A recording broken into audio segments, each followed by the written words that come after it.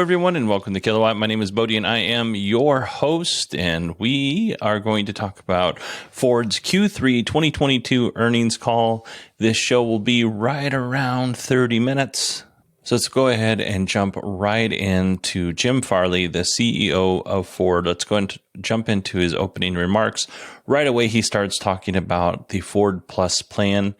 At its core, the Ford Plus plan splits Ford into two different entities, Ford Blue, which is the ICE vehicles, and Model E, little e, which is the electric side. And I should say Ford Blue also includes hybrids. So anything with an internal combustion engine falls under Blue. And obviously anything that's fully electric falls under E. Let's go ahead and jump into Jim Farley's opening remarks. We introduced the Ford Plus plan for growth and value creation 2 years ago, and the investment thesis had three drivers: leveraging our iconic vehicles, our strengths, both geographically and nameplates. Number two, add to that integrated hardware, software, and connectivity into those vehicles, and then expand the total addressable market and unlocking value with Conquest EVs, new commercial vehicles, connected services and physical services, as well as mobility. So today I'd like to share a progress report on Ford's transformation, of course, update you on our autonomy strategy and our announcement, and of course, recap the quarter. Our ambition to be the leader in EV is already taking shape. In our home market, Ford Model E has now had incredible successful launch of three products. They're now in scaling: F-150 Lightning, Mach-E, and E-Transit. And each are attracting, interesting for us, almost all new customers. So this is growth. We're now the number 2 electric brand in the U.S., and we're just beginning with our scaling. Our decision to create Blue for both ICE and hybrid vehicles has focused and energized our team to leverage what we do best at Ford. All right, not a lot to add on this, but terms like Ford Blue and Model E, they do come up in the earnings call quite a bit. And if you're not familiar, I thought this was a great way to get you familiar with the rest of the earnings call. Next up, Jim Farley is going to address Ford's autonomous driving efforts. And if you remember, just recently, autonomous driving startup Argo recently shut down. And we talked about this. Ford and Volkswagen were the biggest shareholders in Argo. And I think around 2020, they mentioned somewhere in here, I don't know if it's in the recording or not, they mentioned that Ford and Volkswagen had controlling interest in the company, and they decided to dissolve it for various reasons. And they'll talk about some of those, although I'm not 100% sure they're being genuine. But they'll talk about some of those in this next clip, and some other clips that we have when analysts start asking questions. But the Argo employees went to Ford and some went to Volkswagen, and then some unfortunately just lost their jobs and will have to find jobs elsewhere. But instead of me blabbering on, let's go ahead and listen to Jim Farley explain Argo and kind of what happened there and what Ford's plan is going forward with autonomous driving. Now I'd like to share an important strategic shift in our autonomous vehicle strategy. 5 years ago, we committed to invest $1 billion in Argo AI to develop autonomous level 4 technology. In 2020, we completed the transaction that resulted in Ford and VW both owning the majority of Argo at equal levels. We still believe in level 4 autonomy, that it will have a big impact on our business of moving people. We've learned, though, in our partnership with Argo, and after our own internal investments, that we will have a very long road. It's estimated that more than $100 billion has been invested in the promise of level 4 autonomy, and yet no one has defined a profitable business model at scale. Based on the change in this outlook, and our increasing promise and focus on level 2 plus and level 3 autonomy, we've decided to wind down the Argo business and impair the investment We're working closely with Argo and VW on all the details. But here's what I want to focus on.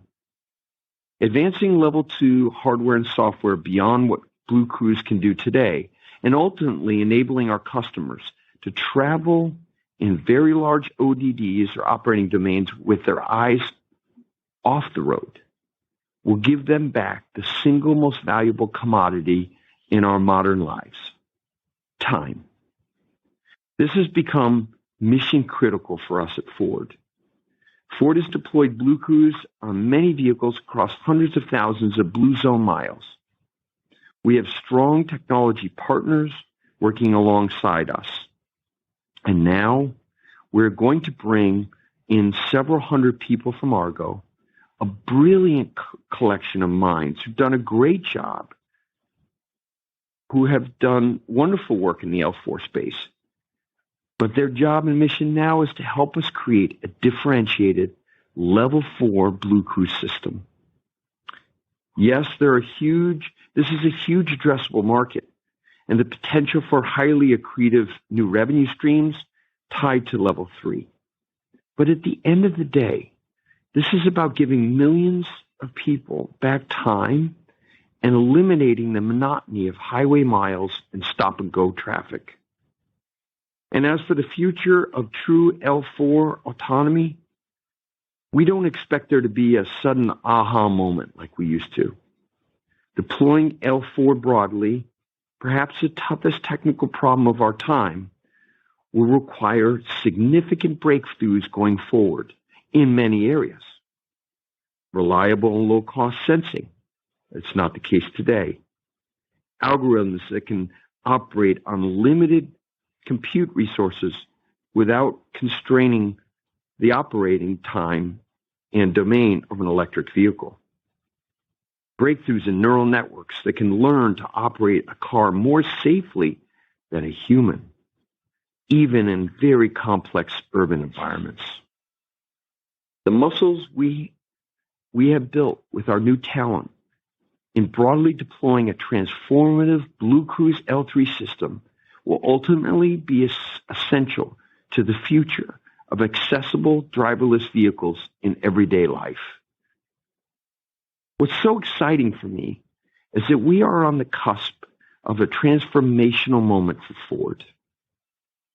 We will introduce a lineup of not first, but second cycle EVs that are not only fully software updatable and constantly improving, but they will generate an 8% plus margin.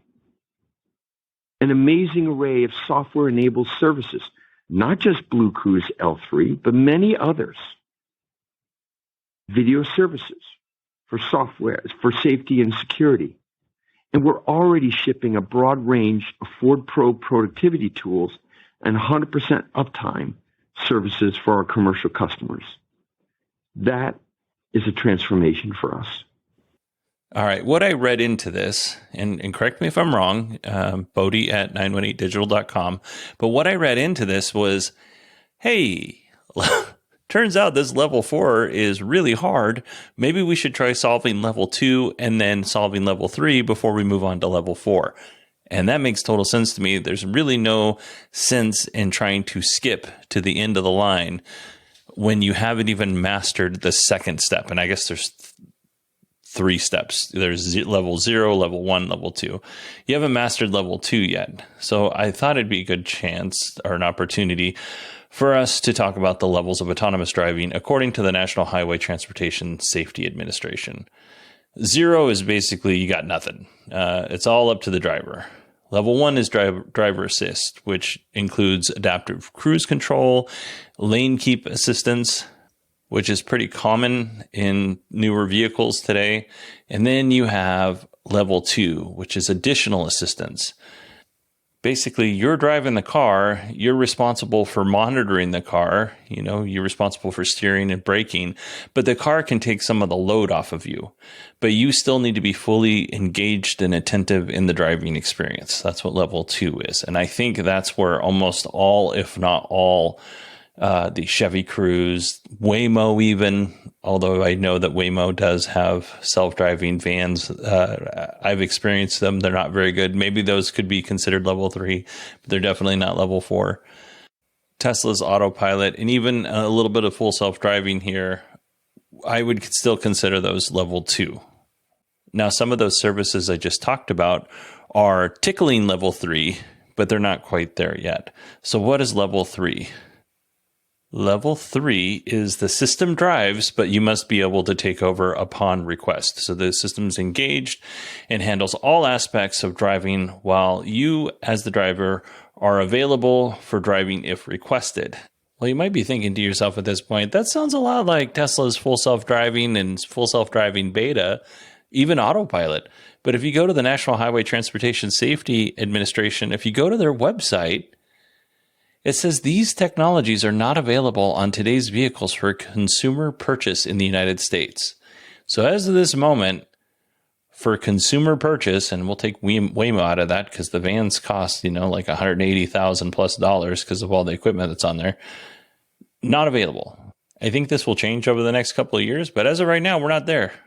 All right, moving on. He mentions level 4, which is high automation.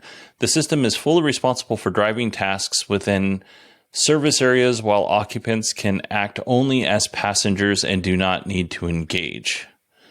So this is a geofenced area where basically there is no driver in this area. You are a passenger, and the system, under most weather conditions, is able to handle all of the driving.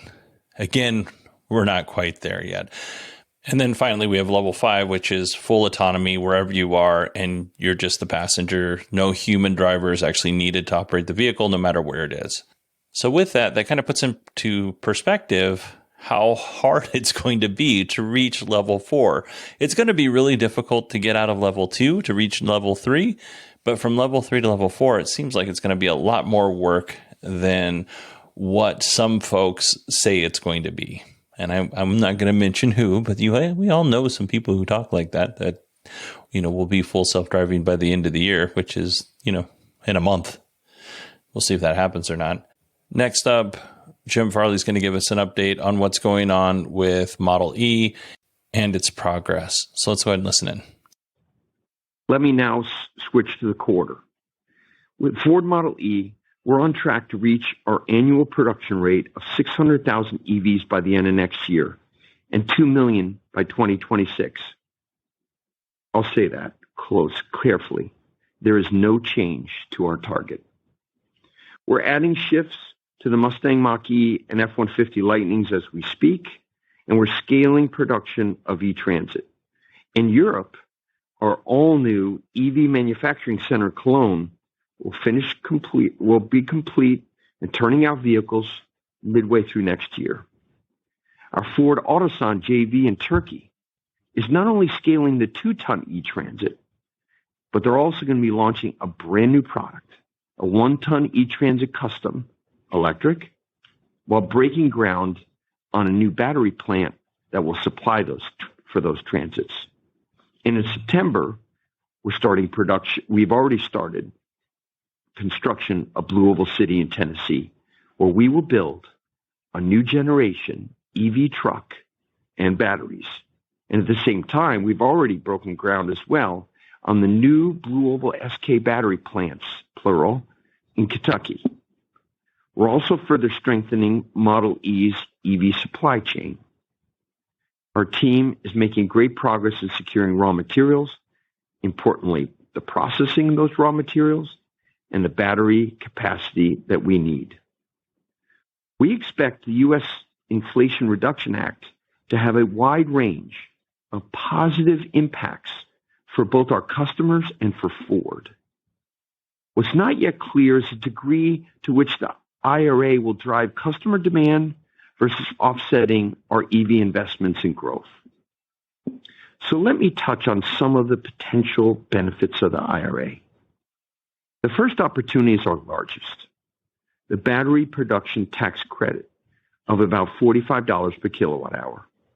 From 23 to 26, we estimate a combined available tax credit for Ford and our battery partners could total more than $7 billion, with large step up in annual credits in 27 as our JV battery plants ramp up to full production. The second benefit is often overlooked. I haven't actually read anyone in the media covering this, but it's super important for Ford, and that's the commercial EV credit. You know that Ford is the #1 commercial vehicle brand in the U.S., and our commercial customers can now claim next year $7,500 per EV vehicle they buy with no restrictions on battery sourcing or manufacturing.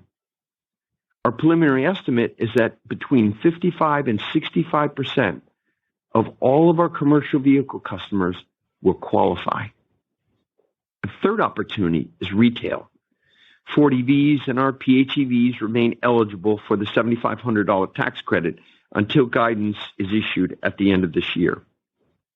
Next year, we believe we'll meet the $3,750 critical materials credit requirement on certain Mustang Mach-E and F-150 Lightning models. In 24, the rules will further restrict this critical materials credit, so we believe it's a fairly level playing field right now for all the OEMs as our supply chains of critical material extraction and, of course, processing in the U.S. and FTA develops. The fourth benefit centers on the funding growth in our investments, such as geothermal energy credit, critical for Blue Oval City, the Department of Energy loans, grants to convert our domestic facilities to produce electric vehicles, battery plants, and other EV components. We're exploring all these capabilities and possibilities, as you can imagine. Now, as you know, we shared the new electric customer standards with all of our North America dealers last month at Vegas. That means a single, simple e-commerce platform, ultra-low vehicle finished inventory, non-negotiated pricing, and fast charges at all of our dealerships. Now, early response from our dealers has been very favorable. Many are poised to invest to meet these new standards for electric vehicle customers, while other dealers will opt to specialize for Blue or for Pro. And there's real rewards for going first. It doesn't sound like dealers are super stoked about this plan, but, just based off a story we had last week or the week before. But we won't readdress that. Ford's making moves in Europe, which is good. I'm really excited to hear what new EV truck they're going to announce. And then finally in this clip, it sounds like Ford had a decent idea of where they sit in terms of the Inflation Reduction Act and what kind of tax benefits they will be getting from that. So that's good. And he did a good job of explaining it and breaking it down. I don't really have anything more to add other than out of all the CEOs that I've heard to this point, he probably did the best job. All right, let's jump into the analyst questions. The first question was about Argo. And honestly, Jim Farley's answer was muddled and it was not clear. Doug Field, he answered the question as well, and I didn't get a better sense of I should say that he spoke on the question. I don't think he answered the question. Basically, Doug Field said for level 4 autonomy or improved level 3 autonomy, we need talent. We need talented programmers and engineers to come and work for us. If you don't know who Doug Field is, he worked for Ford as an engineer very early in his career. He was a vice president at Segway, Apple, and Tesla. And now he's the chief officer of EVs and digital systems at Ford. You should know who he is because he's playing a big role in Ford's transition to EVs. Now, I told you that story, so I can tell you this one because our next clip is a question again on Argo. So let's go ahead and listen in. Just to follow up on the Argo, just to be clear, did you look for acquirers for the business? Obviously, rather than taking a big impairment. And, maybe to follow up a little bit, what is your kind of timeline for level 4 that you're looking at? Do you think this is 20 years out at this point? I mean, I guess you had to come up with some sort of assessment before you made the decision. Absolutely. As I mentioned, Colin, we looked at many variables, and one of them is access to public markets. We were very clear that the Argo journey would include access to public markets over the last year. And, we feel like that's a lot more challenged. So yes, we looked at possible partnerships and funding, but it was one of maybe 10 factors that we looked at in making this decision. John, maybe why don't you share our discussion as a leadership team on the time frame? Yeah. So, Colin, when we looked at this, as Jim said, not only does it require the technology breakthroughs and the capital invested in the technology, but then in all the services and fleets scaling across the country that would be required to get to a profitable business. We saw that, 5 years plus. The horizon being that far out before you could actually get to something that started to generate a meaningful business. And we see a much greater opportunity to impact more customers immediately with the L2, L3 technology and impact our business in a positive way in the more near-term time frame. So that was part of the business discussion that we had with the team. Again, it sounds like level 4 was much harder to crack than they thought it was, so they made the decision to concentrate on L2, L3. And speaking about L3, we have a question on L3 and when does Ford think they'll be able to bring it to market? So let's go ahead and listen into that. Yes, good afternoon. Thank you very much for taking the questions. So maybe you could share more on the timing to bring L3 products to market, and is that something you think Ford will be developing in-house, perhaps with some benefit from Argo capabilities? Is that something you perhaps leverage from some of the suppliers and some of their potential input, or maybe some combination? Thank you, Mark. I think Doug is best suited to answer this. All I would say is that we're timing the arrival in line with our second cycle of EVs and a fully updatable, software updatable vehicle. Kind of think of that 23 to 25 timeframe as Ford completely refreshing its EV lineup globally, introducing fully updatable electrical architectures and in-house software development for controlling the vehicle, leveraging all of our experience of now we've done 5 million OTAs and an enhanced level 2 plus and level 3 system. Over to you, Doug. Thanks, Jim. We are not going to ignore the capabilities of suppliers that can provide value in our L3 solution. There are great manufacturers of components of systems such as imaging sensors and radar, and we'll take advantage of that. But we will have a core team that can integrate a system, understand its performance at the system level, and we will own the software. It is really important that we also own the connection to these vehicles. L3 is a connected technology, so the ability to have a pipeline that collects data and makes the system better and better, we must own that. Finally, the customer experience, how the customer moves in and out of autonomous operation. That's a problem that actually doesn't exist in L4 and is a huge opportunity for us to create a Ford experience that's really unique. So those are the areas that we will absolutely develop great capability in-house and focus on in the L3 development. And we're really excited about the Argo team helping us with that internal effort. So my question is, when do you think Ford's second cycle EVs will hit the market? 2023, 2025, that sounds soon. Do you think that level 3 will be ready by 2025? Maybe in certain areas, maybe in blue zones, as Ford calls it. I don't know. if you don't mind indulging me for just a second here, we can all agree that Tesla's been doing this longer than anybody else. Waymo's pretty close in terms of developing autonomous software at the level that they currently are. Like Tesla's pretty far along, Waymo's pretty far along. We'll both agree on that. Every time Tesla does something that involves new hardware or removing hardware, what they do is they take away some of the features and then they slowly add it back in. It sounds like Ford, what they have now is, and again, this is just sounds like, I don't have any insider knowledge on this, but it sounds like they're kind of up against the limitations. Like they've maxed out what they have. It doesn't sound like they're collecting all that much data, which I would think that Ford would be collecting all of this data like Tesla does.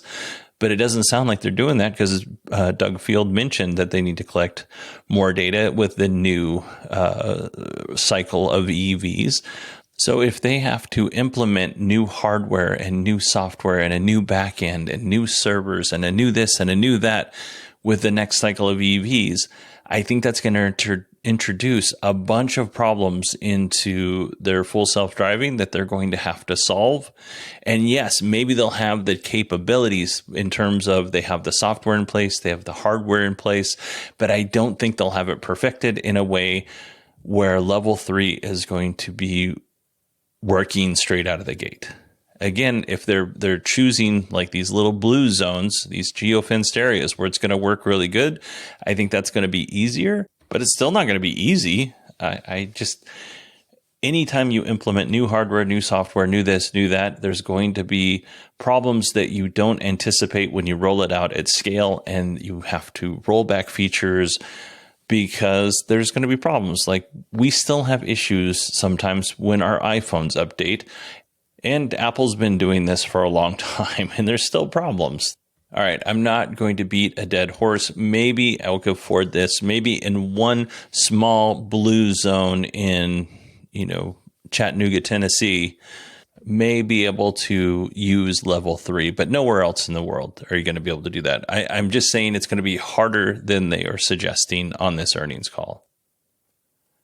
All right, this is our last clip here, and it's all about the Inflation Reduction Act and has it motivated Ford to build more EVs. You mentioned the myriad of ways that the IRA could potentially benefit Ford, and you reiterated the capacity ramp targets through 2026, I believe. But as you think over the longer term and perhaps out over the next 10 years or so, does the IRA change the gross amount of investment you want to make into EVs and how quickly Ford may shift toward EVs, especially in the latter part of this decade? Thanks.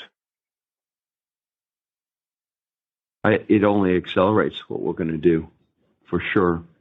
And what's exciting for us is being a 40% player in the U.S. and the top brand in Europe of commercial vehicles. In the U.S., I mean, we've never had this before.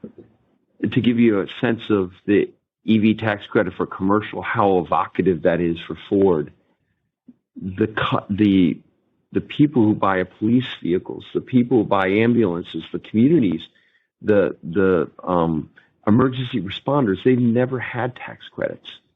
They are going to have, this is not just a $7,500 tax credit for consumers. This is for businesses, including local municipalities. So, I think this will have a dramatic impact on the adoption of EV, which we're already 90% market share in the EV business. We think will really accelerate the demand for these commercial EVs, and that's only going to accelerate our speed to market and our scaling of those vehicles. We can't wait to show you the vehicles themselves because they're second generation commercial EVs. So this is going to accelerate. What's not clear yet, I said, is will the consumer demand side of this legislation be the largest benefit to our customers and the company, or will it be more like the industrialization of vehicles? That's something to play out in the marketplace. And it's hard to handicap that, honestly. All right. What I got from this clip is that me, as the host of this show, I'm going to have to pay more attention to the commercial side of Ford's EV brand, because I don't pay attention to it at all right now. But Ford is clearly excited about it. They mentioned it several times throughout the earnings call, which leads me to believe that they are seeing dollar bills, y'all. They are excited about the money that's going to come in from the EV side, the commercial EV side. He mentions first responders. Right now, we have a Ford F550 Wildland truck. And this thing is, in terms of a truck, it's a beast. In terms of a Wildland truck, it's puny. But as a pickup truck, this thing is a beast. Ford doesn't currently sell an electrified F550. If they are going to get into the commercial side of things with ambulances, which are often on Ford chassis, if they're going to get into like BC buggies, which is what the battalion chiefs drive around, or chief buggies, when the chiefs go from place to place, they're going to have to hurry. Like a BC buggy could be an F-150 Lightning pretty easy. But just speaking about the first responder side of things, there are some people in support services that need a more heavy duty truck to get things from place to place. And that'd be an F-250, F-350. Really, the F-550s are for things like wildland trucks. F-450s would be more like an ambulance. But I could see where Ford, with the tax credits on the municipal side of things that municipalities can take advantage of, well, this would be a big deal. There's a lot of folks who work in parks departments.